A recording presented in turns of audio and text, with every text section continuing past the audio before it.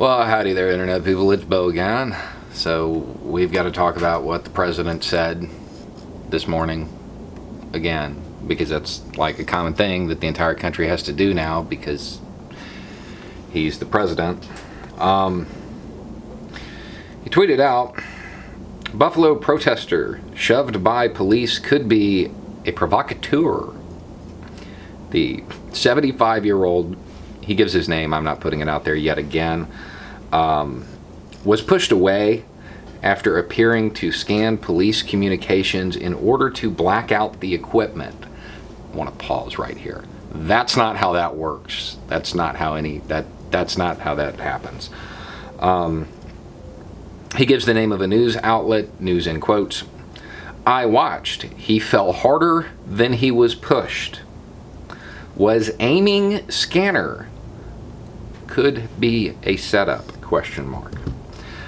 Okay, in response to this, there's a lot of people that are angry. People are rightfully pointing out that he is saying could be a provocateur, which is very different than saying is, and that he could be a setup, whatever that means, which is different than saying is. A lot of people are pointing out that, yet again, he's just peddling baseless conspiracy theories. A lot of people are pointing out that that's not how that works, as far as blacking out the equipment. But in addition to all of that, I would like to add something that I haven't seen mentioned yet. There's another piece of messaging that it may be even more important. Let's take it the other way. Rather than denying what the president is saying, let's just say it's all true. Let's say every single allegation he is making here is 100% accurate. It still doesn't justify force. Even if all the allegations are true, it doesn't justify force. Now keep in mind, using a scanner is, as far as I know, a completely legal activity, and it doesn't black out communications. And if he was a provocateur, the key thing to do there would to avoid being provoked. You don't use force. Nothing the president is alleging here justifies the use of force. So, either the president is what everybody believes him to be, or we can add not knowing when it is appropriate for law enforcement to use force to the list of things that he doesn't understand, which seems like it would be a really important topic to understand at the moment.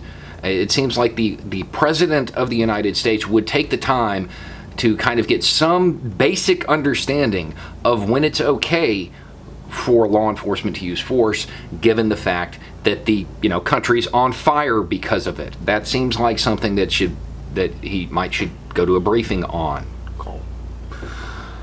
I don't like this because it does that same thing. It disparages and attacks the victim, which is a common tactic that gets used a lot when we're dealing with law enforcement misconduct or certain kinds of assault, or that kind of assault coming from law enforcement.